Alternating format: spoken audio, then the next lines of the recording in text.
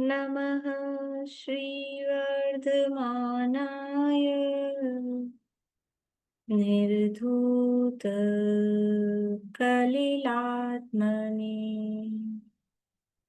सालोकानां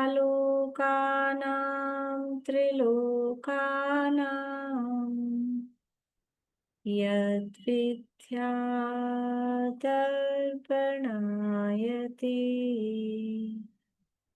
यद्विद्यादर्पणायते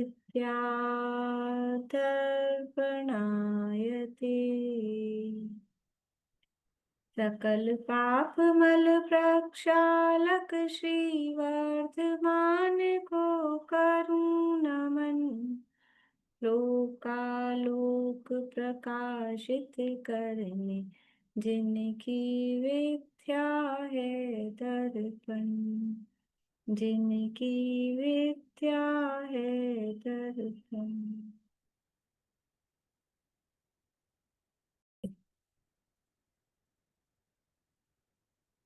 रत्नकरण शाखाचार नामक ये ग्रंथ है, आचार्य श्री समंत भद्र स्वामी द्वारा रचित।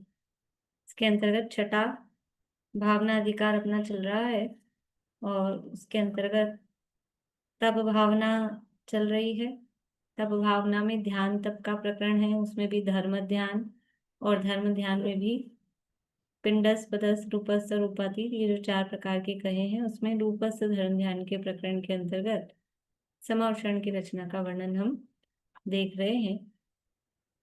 समावशरण की रचना का वर्णन जो यहाँ पंडित जी साहब ने दिया है वो दिया है मुख्य रूप से आदि पुराण और हरिवंश पुराण के आधार पर हम थोड़ा तिलोपन्नति को भी साथ में लेते हुए उस आधार पे रचना देख रहे हैं। थोड़ा सा अंतर दोनों रचनाओं में मिलता है, उसकी चर्चा अपन अभी करेंगे। समावशरण की जो मूलभूत रचनाएं हैं, जैसे जम्बूद्वीप की रचना पूछें तो जम्बूद्वीप में क्या क्या है, जम्बूद्वीप की मूलभूत रचना पूछी जाए तो क्या कहा जाएगा, क्या कहा जाएगा? बोलिए नीता आंटी। हाँ जी, मेरे ख्याल से क्या हुआ, मेरे ख्याल से तो बताया जाएगा 7 क्षेत्र है, 6 कुलाचल है, 6 पद्म सरोवर है, 14 नदियां हैं और 32 विध है। उस तरह से कहेंगे बस तो नहीं बस तो बस बस इतना इतना ये हो गया, बढ़िया। यानी मूलभूत पूछा जाएगा जम्बूद्वीप में क्या है, तो 6 कुलाचल हैं, 7 क्षेत्र हैं, 14 नदियां हैं, ये बेसिक 6 सरोवर हैं। ऐसे ही समावशरण में मूलभूत क्या रचना है ये पूछा जाएगा तो क्या कहा जाएगा? गोलाकार है, 8 भूमियां हैं, 4 कोट है, 5 वेदियां हैं। हाँ, बस ये बेसिक रचना मुख्य रूप से उस समावशरण में 8 भूमियां हैं और उनके लिए 4 कोट और 5 वेदियां हैं। अब ये भूमियों की संख्या देखो 8 प्रसिद्ध है, कहीं भी आप पढ़ेंगे कल्पद्रुम विधान, अभी स्मारक में होने वाला है। अब जो अष्टानिका आएंगी नवंबर वाली, उसमें कल्पद्रुम विधान होगा, तो कल्पद्रुम विधान में समावशरण की में स्थित तीर्थंकर परमात्मा का वो विधान है, तो समावशरण की रचना का वर्णन उसमें होता है। तो वहां पे भी 8 भूमियों की चर्चा आएगी, और भी कहीं भी आप सामान्य रूप से पढ़ेंगे तो 8 भूमियों की चर्चा आएगी। लेकिन यहाँ अपने रत्नगंज शावकाचार में, क्योंकि ये आदि पुराण की प्रमुखता से लिखा गया है, तो वहाँ एक भूमि कम है। अब वो अपन चर्चा करेंगे, उन्होंने उसको उसमें मर्ज करके बात की है। तो हरिवंश पुराण और आदि पुराण में चैत्य प्रासाद भूमि नहीं बताई गई है, लेकिन हम क्यों वर्णन पढ़ रहे हैं, इसीलिए एक तो तिलोपन्नति के आधार पर, वो और प्राचीन ग्रंथ है इसके लिए, और जहां भी आप रचना पढ़ेंगे तो वहां 8 ही भूमियां पढ़ेंगे। और भी कहीं सामान्य रूप से जब भी आप देखेंगे समावशरण की रचना का वर्णन, या समावशरण बना हुआ भी कहीं रचनात्मक रूप में मंदिरों में कहीं होता है, तो 8 ही भूमियां वहां पर दिखाई देंगी। और भी कुछ कुछ थोड़ा अंतर है, उसकी चर्चा, कोटों की संख्या में भी अंतर है, वो अपन करेंगे चर्चा। तो ये कल अपन ने चर्चा की थी अभी तक, जो चर्चा की कि समावशरण जो गोलाकार और जो उसका बेस है पूरा इंद्रनील मणि में है, पृथ्वी से 5 धनुष ऊपर, और उसके लिए 20 सीढ़ियां हैं। सीढ़ियां ऊपर चढ़ते ही पहुंचते ही वहां गोपुर द्वार और चारों तरफ एक कोट है, उस कोट का नाम है धूलिसाल कोट। उस धूलिसाल कोट की चर्चा कल अपन ने की थी कि इस धूलिसाल कोट में अनेक प्रकार की धूल है। कौन कौन सी धूल है यहाँ धूलिसाल कोट में?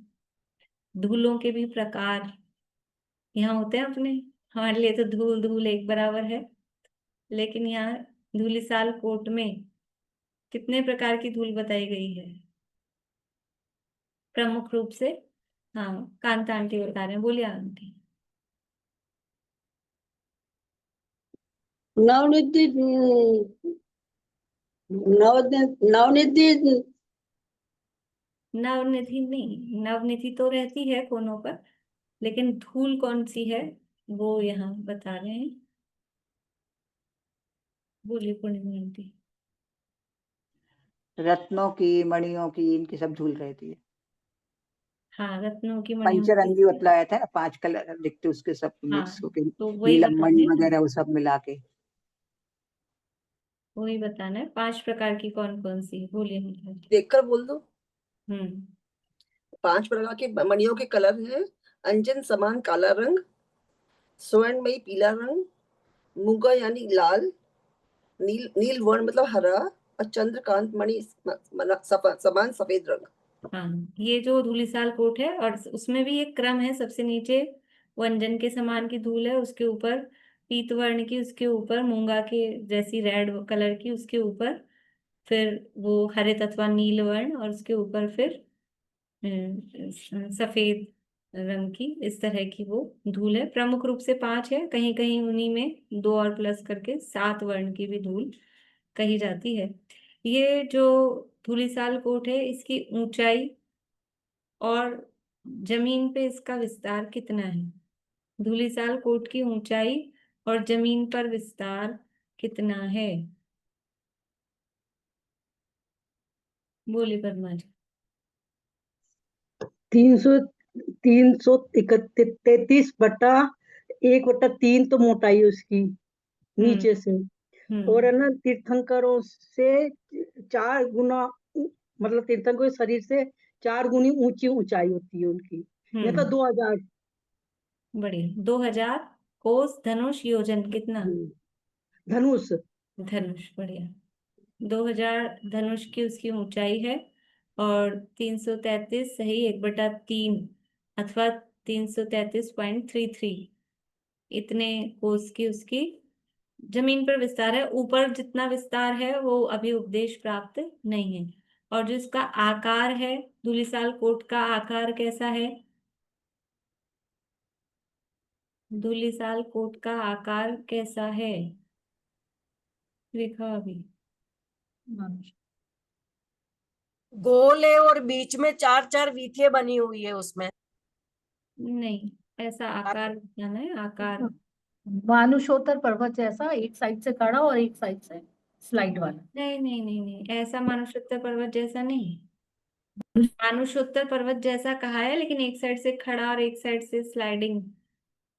हाँ, ठीक है, अंदर की तरफ से वो, यानी मानुषोत्तर पर्वत का जैसा कहा है ना, उसका मतलब ये है कि नीचे से चौड़ा है और ऊपर जाते हुए वो सकड़ा हो रहा है, ऐसा उसका आकार कहा है। ठीक।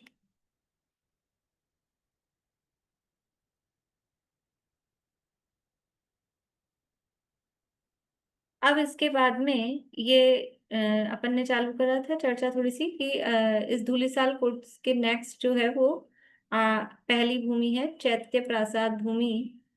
ये चैत्य प्रासाद भूमि, इसको चैत्य प्रासाद भूमि क्यों कहते हैं? क्योंकि इसमें चैत्य हैं, अर्थात जिनेंद्र भगवान के मंदिर हैं, और उसके अलावा प्रासाद हैं। प्रासाद अर्थात महल बने हुए हैं।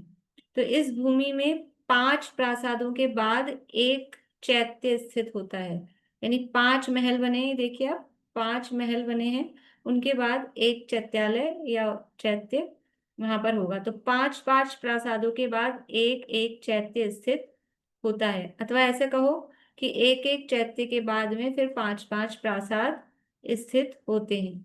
इस तरह से इसको चैत्य प्रासाद, जहाँ चैत्य हैं और प्रासाद हैं, इसे चैत्य प्रासाद भूमि कहते हैं। ये जो चैत्य या चैत्यालय हैं और ये जो प्रासाद हैं, इनकी ऊंचाई तीर्थंकरों के परमौदारिक दिव्य शरीर से 12 गुना होती है। तीर्थंकरों के शरीर से 12 गुना इन चैत्यों की या चैत्यालयों की और प्रासादों की हाइट होती है। तीर्थंकर परमात्मा के शरीर की हाइट कितनी है? 500 धनुष, और उससे 12 गुना कितना हो गया? बोलिए मीना चाची। 6000 धनुष। 6000 धनुष। धनुष 6000 धनुष की इनकी ऊंचाई होती है। 3 कोस। हाँ, 6000 धनुष यानी 3 कोस, बिल्कुल। अब आपको कल एक काम दिया था कि, मुझे याद है काम, आप लोग भूल गए ऐसा लग रहा है चेहरे से। जो धूलिसाल कोट से लेके पहली जो भूमि है, चैत्य प्रासाद भूमि, धूलिसाल कोट से लेके चैत्य प्रासाद भूमि तक की जो दूरी है वो कितनी बताई थी? धूलिसाल कोट से चैत्य प्रासाद भूमि तक कितना योजन या कितना कोस है? धूलिसाल कोट है 333 से ही 1/3 और चैत्य प्रसाद भूमि है 4000 धनुष। 4000 धनुष की चैत्य प्रासाद भूमि अकेली 4000 नहीं है, दोनों मिला के, दोनों मिलाकर धूलिसाल कोट और चैत्य प्रासाद भूमि दोनों मिलाकर 4000 धनुष बताई है।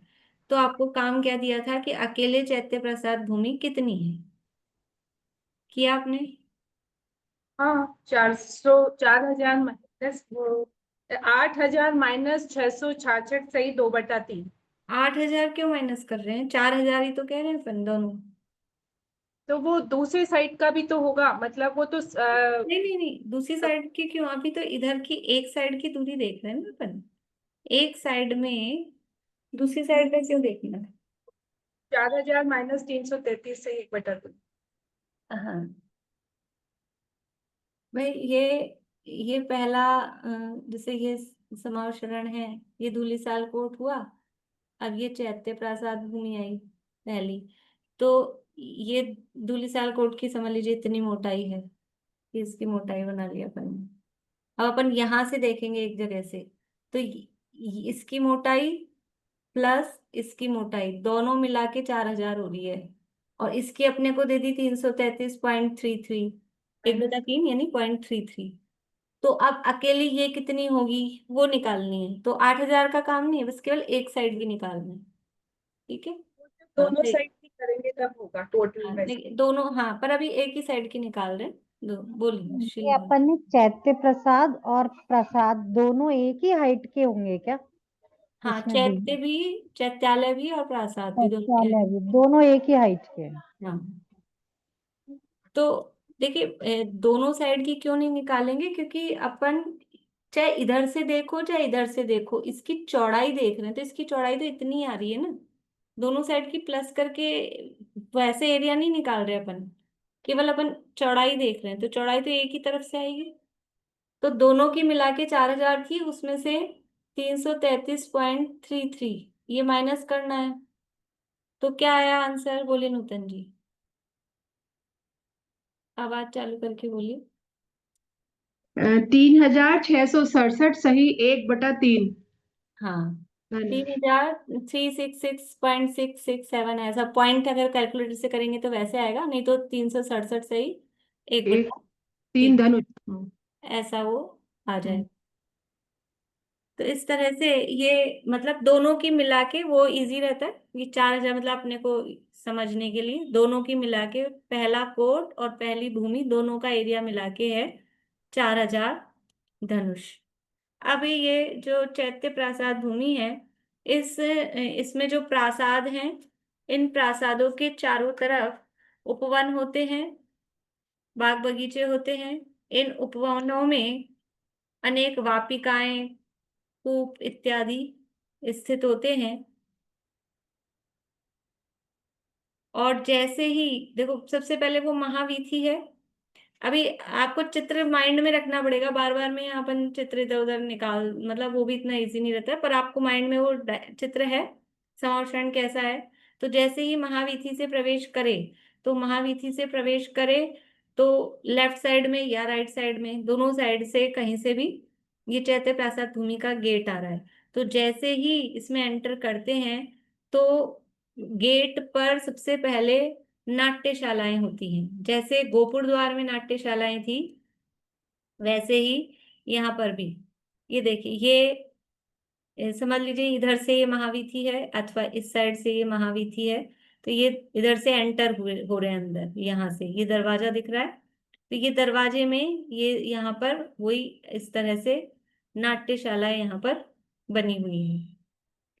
तो दोनों साइड में, इस साइड भी इस साइड भी, यानी एक जो द्वार है, एक द्वार के दो साइड हुए, दोनों साइड में नाट्यशालाएं बनी हुई हैं।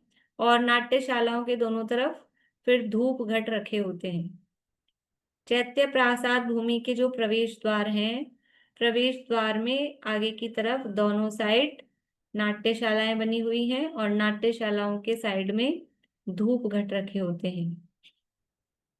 तो एक द्वार संबंधी दो नाट्यशालाएं हैं, एक द्वार संबंधी दो नाट्यशालाएं हैं। चैत्य प्रासाद भूमि पूरी राउंड में चैत्य प्रासाद भूमि है, तो कितने द्वार होंगे इसमें? पूरे समरशरण में जो चैत्य प्रासाद भूमि है उसमें कितने द्वार होंगे चैत्य प्रासाद भूमि में? बढ़िया, उंगली से बता सकते हैं, बता रहे हैं सब, बढ़िया। 8 द्वार होंगे। एक दिशा संबंधी एक ये वाला, एक ये वाला, 2 द्वार। फिर दूसरी दिशा संबंधी 2 द्वार, फिर तीसरी दिशा संबंधी 2 द्वार, और चौथी दिशा संबंधी भी 2 द्वार। तो चैत्य प्रासाद भूमि के 8 द्वार हो गए। और एक द्वार संबंधी 2 नाट्यशालाएं हैं, तो 8 द्वार संबंधी 16 नाट्यशालाएं। ये चैत्य प्रासाद भूमि वाली नाट्यशालाएं अलग हैं, और वो गोपुर द्वार में बनी हुई थी वो अलग है। कितना नाटक दिखाते हैं समरशरण में। ये जीव को राग रंग का ही रुचि है, तो जो रुचि है वो देखो वहां पर भी। तो इस तरह से 16 नाट्यशालाएं होती हैं। रचना उनकी वैसी ही है जैसी पहले बताई थी, सेम उसी तरह की वो नाट्यशालाएं, वो 32 रंग भूमिया और उस तरह से सेम है। हमने देखा था वीथी में भी हर कोर्ट उसके साथ में गोपुर द्वार है, और ये वाले जो अंदर भूमि में प्रवेश कर रहे हैं वहां अलग गोपुर द्वार। हाँ, ये मतलब इसको गोपुर नहीं बोल रहे, द्वार ही बोल रहे हैं। वो हाँ, गोपुर है। हाँ, पर वो इसके वहाँ एंट्री अलग है और वहां अलग। वो अलग है। ये वो जो गोपुर द्वार है वो ऐसे सामने के लिए बने और हुए, ये हैं ऐसे साइड में। ठीक है।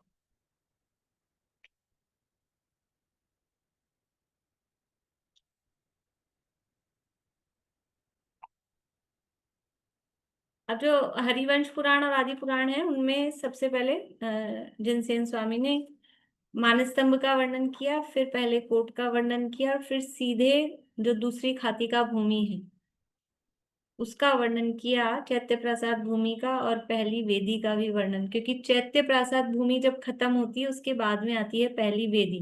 ये देखिए चित्र में, एक साइड तो है धूलिसाल कोट, और फिर यहाँ दूसरी साइड ये यहाँ लिखा है पहली वेदी।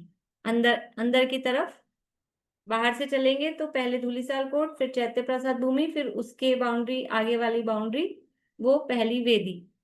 जैसे कि धात की खंड के एक साइड ये लवण समुद्र की समझ लीजिए, एक साइड वो जम्बूद्वीप वाली बाउंड्री वॉल है, एक साइड धात की खंड वाली बाउंड्री वॉल है, ऐसे ही। तो यहाँ पर जो हरिवंश पुराण और आदि पुराण में जिनसेनाचार्य ने ना तो इस पहली वेदी का वर्णन किया और ना इस भूमि का वर्णन किया है, क्योंकि इस भूमि का वर्णन करते तो ये वेदी आती।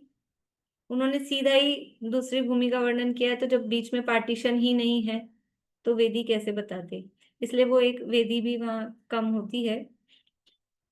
ये मतलब ऐसा कथन है, जो भी है वर्णन जिस भी तरह से, पर यहाँ अपन तिलोय पन्नति के आधार से देख रहे हैं। तो ये पहली चैत्य प्रासाद भूमि है, उसके बाद में फिर पहली वेदी है। जैसे ये अंदर जाते हैं अपन ऊपर समोसन के अंदर से, तो ऊंचाई बढ़ती जाती है इनकी, ये जो 8 भूमिया इनकी। नहीं नहीं, ये आठों भूमिया ऊपर भी 5वां धनुष ऊपर पहुंचकर सेम सरफेस पे है। ऐसा नहीं है पहली भूमि नीचे, दूसरी भूमि ऊपर, तीसरी भूमि उससे ऊपर, ऐसा नहीं है। ये देखिए इसमें एक चित्र इन्होंने बनाया है। हम्म,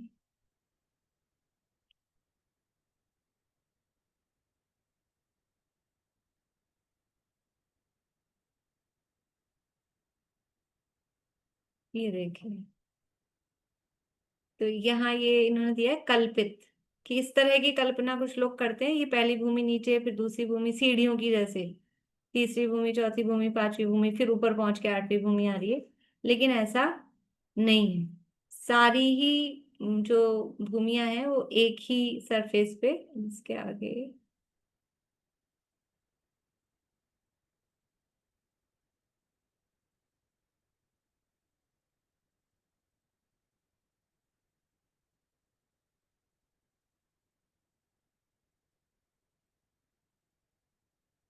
ये पूरा एक ही सरफेस पे यहाँ पर ही सारी भूमियां स्थित हैं। वही जो अपना मेन जो पहला वाला चित्र है उसको देख लीजिए। तो इस यही तरह से 500 योजन ये ऊंचा है। एक ही सरफेस पे, सिंगल सरफेस पे, और ये इस तरह से आठों भूमियां ये यहाँ पर, तो मतलब ये स्टेप बाय स्टेप नहीं है, एक ही लेवल पर है। तो ये 500 योजन ऊंचा है, इतना ऊपर होकर फिर समोसरण बनता है। हाँ, 5 धनुष ऊपर, ये पूरा समोषण 5 धनुष ऊपर है। ये मतलब पूरी रचना जो है वो 5 धनुष ऊपर पहुंच कर है, सारी रचना है। ठीक है, तो इसमें भी आप देख लीजिए कि ये यहाँ पहुंचे। अब ये तो है पहला धूलिसाल कोट, अब यहाँ इसमें दिख रहा है, इसको जूम दूसरा निकालना पड़ेगा जूम करने के लिए, वो जूम करके वैसा ही दिखेगा जैसा अपन अलग अलग देख रहे हैं। ये है, आपको कर्सर दिख रहा है, ये है धूलिसाल कोट, और फिर इसमें ये भवन दिख रहे होंगे, ये है चैत्य प्रसाद भूमि। तो ये कोट है, ये भूमि है, और इसके पास में फिर वेदी है। और ये इधर से ये एंट्रेंस के द्वार है, ये गोपुर द्वार तो इस तरह से बने हुए हैं, और इधर साइड में ही इनके एंट्रेंस के द्वार हैं।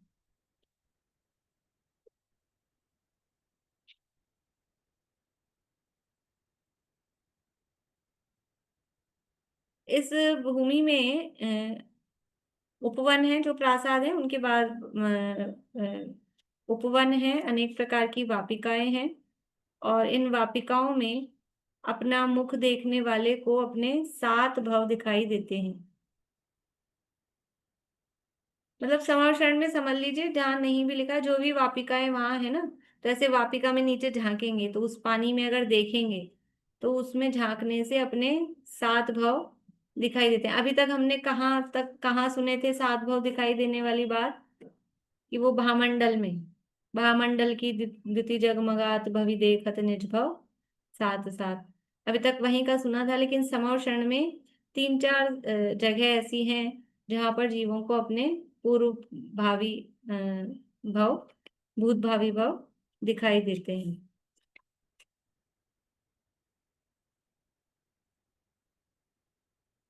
के बाद में मानस्तंभ का वर्णन अपन ने पहले देख ही लिया है। बोलिए रेणु जी।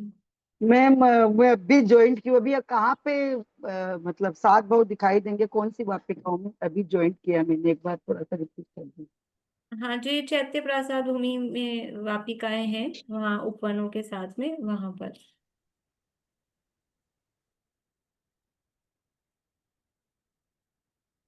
अब इसके बाद में पहली वेदी आती है, यानी पहली चैत्य प्रासाद भूमि के बाद में, और दूसरी जो खातिका भूमि है उसके पहले, मतलब दोनों के बीच में, चैत्य प्रासाद भूमि और खातिका भूमि के बीच में पहली वेदी। कुल कितनी वेदियां हैं? 5 वेदियां हैं, उनमें से पहले नंबर की वेदी है। इस वेदी का विस्तार वही धुलिसाल कोट के समान ही 333.33 या 333 से 1/3 उतना प्रमाण इसका है। ऊंचाई का इसका प्रमाण नहीं है, उपलब्ध नहीं है।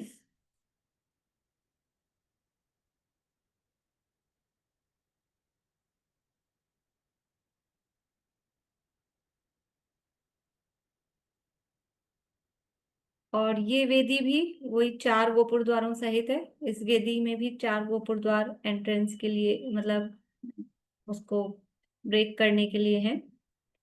और वैसा ही वर्णन इसका भी है, बस इसमें जो वेदी में उत्तम ध्वजा, तोरण और घंटों के समूह है, कंगूरे नहीं बने होते।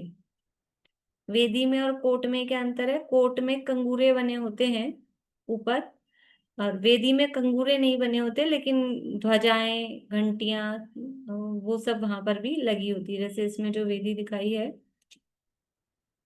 ये देखिए, तो ये वेदी है तो ध्वजा लगी है, घंटियां लगी हैं। ये पहली वेदी है, वो इसकी चौड़ाई 333.33, ये इसकी चौड़ाई है।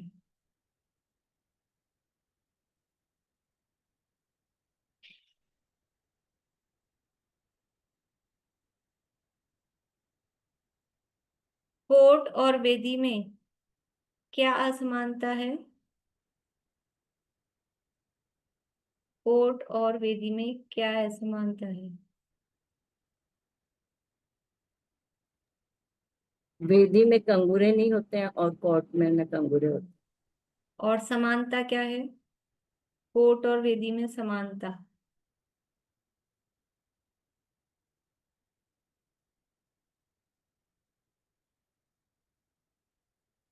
बोलिए सरिता जी, कोट और वेदी में क्या समानता है?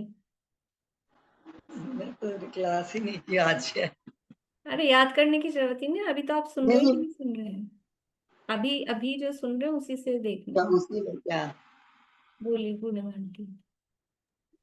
इसमें भी ध्वजाएं पताकाएं वगैरह लगी और उसमें भी ध्वजाएं हाँ, पताकाएं वगैरह लगी ध्वजा, हुई। पताकाएं, घंटियां इसमें भी हैं, उसमें भी हैं। और हम्म। सबसे बड़ी बात कि दोनों ही पार्टीशन का काम कर रही हैं। दोनों का काम क्या है? पार्टीशन करना, भूमियों के बीच में डिवाइडेशन बनाना। वो दोनों ही भूमियों को अलग अलग करने का काम कर रही हैं, ये दोनों का काम है। अब है दूसरी खातिका भूमि। खातिका भूमि पहली वेदी के बाद और दूसरी वेदी के पहले, यानी पहली और दूसरी वेदी के बीच में जो स्थान है, उसका नाम है खातिका भूमि। यह भी उतनी ही बड़ी है जितनी चैत्य प्रासाद भूमि है। यानी कि धूलिसाल कोट और चैत्य प्रासाद भूमि, दोनों की विस्तार, दोनों की चौड़ाई कहें वो कितना था? 4000 धनुष। ऐसे ही पहली वेदी और खातिका भूमि की जो दूरी है वो भी है 4000 धनुष। तो उसमें से वेदी 333.33 हो गई, और बाकी की जो बचेगी वही 3667 लगभग, वो खातिका भूमि की हो जाएगी।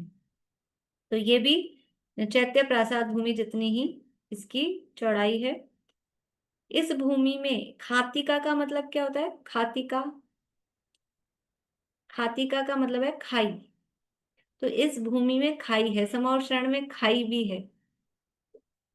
अभी मतलब ऐसा लगता है कभी कभी कल्पना कि पृथ्वी से 5000 धनुष ऊपर जाकर वो समौर शरण है और पूरा उसका इंद्र नीलमणि में बेस है, और उसमें खाई कहाँ होगी? अलग से। लेकिन अब वो जो भी है देवोपुनीत रचना है, पर उसमें वही समर्षण में उसमें खाई जैसी रचना है। पर ये खाई ऐसी नहीं है, अपने यहाँ जैसी खाइयाँ होती हैं खतरनाक, वैसी नहीं है ये खाई भी। देखो, इसको खाई बोलते हैं अपने शब्दों में, पर यहाँ मतलब उस खाई को ही संस्कृत में से खातिका बोलते हैं। हरिवंश पुराण और आदि पुराण में इसको परीखा वर्ड दिया है, परीखा,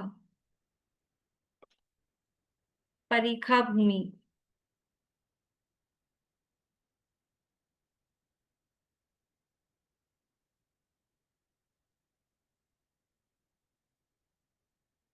परीखा, खाई को परीखा भी कहते हैं। परीखा का मतलब भी खाई होता है। परी मतलब चारों ओर से, और खा यानी खाई, यानी चारों ओर से जो खाई है या खाली है ऐसा समझ लो, तो उसको परीखा कहते हैं। यह परीखा कितनी गहरी होती है कि तीर्थंकर के शरीर की ऊंचाई का 1/4 प्रमाण इसकी गहराई होती है। खाई है ना ये, और तो चीजें ऐसे ऊंचाई में जा रही थी, कोट और वेदी, तो ये है खाई। तीर्थंकर के शरीर की ऊंचाई कितनी है? 500 धनुष, उसका 1/4 कितना हुआ? यानी 125 धनुष प्रमाण ये गहरी है। तीर्थंकर के शरीर के ऊंचाई की 1/4 यानी चौथाई भाग प्रमाण इसकी गहराई होती है। अर्थात ऋषभदेव भगवान के संवर्षण में ये 125 धनुष प्रमाण गहरी है। 125 धनुष प्रमाण जो गहरी खाई है उसमें घुटनों प्रमाण जल होता है, घुटनों तक, यानी कोई मनुष्य उसमें उतरे तो घुटनों जितना उसमें जल होता है। इसमें खिले हुए फूलों के, कमलों के वन होते हैं। उस खाई में ही कमल के वन है, उस पानी में। ये खाई कहाँ पर है? खाई कहाँ पर है? इसी भूमि में ही तो खाई है, मतलब ये भूमि ही खाई रूप है। ये जो भूमि है, नाम ही उसका खाती का भूमि है, वो खाई जैसी ही है। लेकिन उसमें खाई में अंदर जाने के लिए नीचे पानी है, तो उसमें अंदर जाने के लिए बराबर रास्ता है। जैसे देखा होगा कहीं कहीं ये नदियों वगैरह में ये होते हैं ना, अपने इधर पुष्कर वगैरह में, जैसे वो उतरने के लिए स्थान होता है कुंड में जाने के लिए, उस तरह से वो वहाँ सीढ़ियाँ वगैरह प्रॉपर बनी भी रहती हैं। तो इसमें कमल आदि के वन होते हैं फूलों के, और अत्यंत ये सुगंधित खाइयाँ होती हैं, और हंस आदि पक्षी इसमें क्रीड़ा करते रहते हैं। और इसमें नीचे उतरने के लिए मणिमय सीढ़ियाँ होती हैं।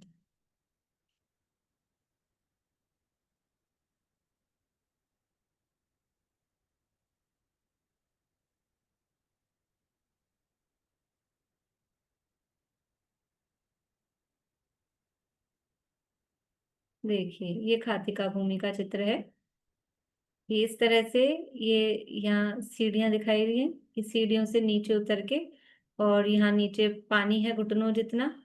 इसकी जो डेप्थ है, ये ब्लू कलर की है ना, ये ब्लू तो है मेन जो अपना सतह है, जो फ्लोर है अपनी वो, और इससे ऐसे नीचे उतरे 125 धनुष, ये सीढ़ियाँ हैं। तो यहाँ नीचे पानी है घुटनों प्रमाण, पानी यहाँ पर है, ये हंस आदि कमल ये सब यहाँ पर हैं।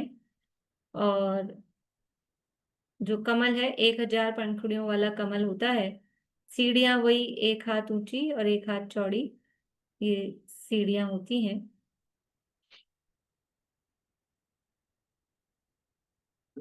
यह पारिखा संवर्षण भूमि को चारों तरफ से घेरे हुए है और स्वच्छ जल से भरी हुई है। यह स्वच्छ जल स्फटिक मणि के निष्पंद समान दिखाई देता है। वह स्वच्छ जल आकाश गंगा के समान दिखाई देता है।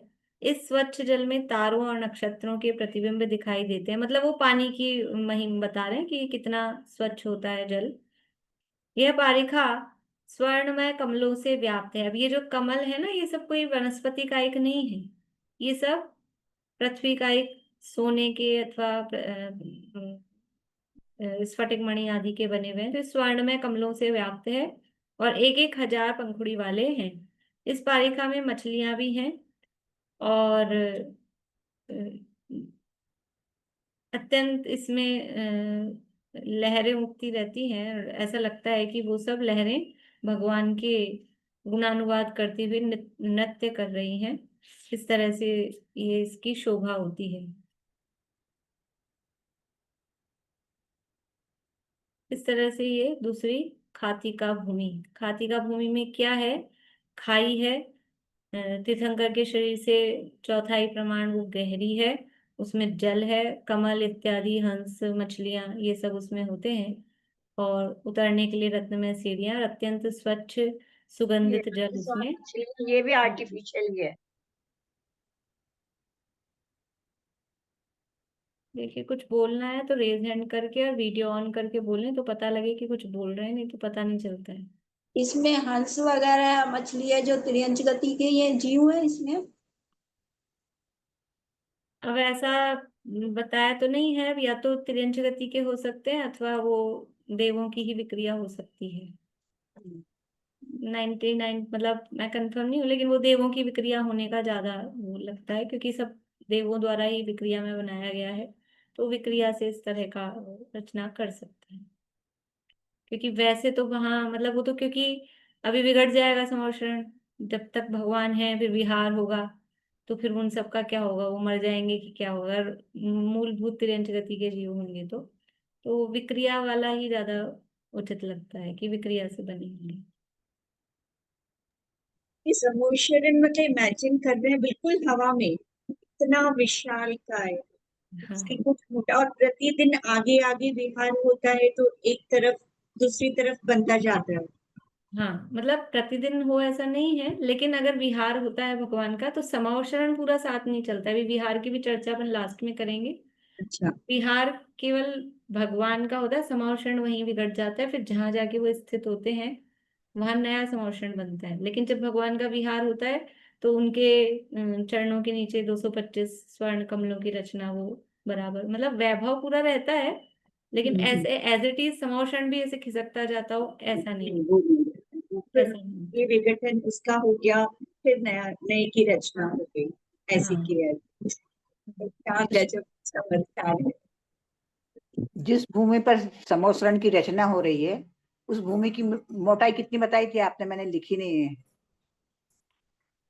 समावशरण की रचना जहाँ हो रही है उस भूमि की नीलमणि की बताई थी ना आपने मोटाई, वो नीलमणि की शिला।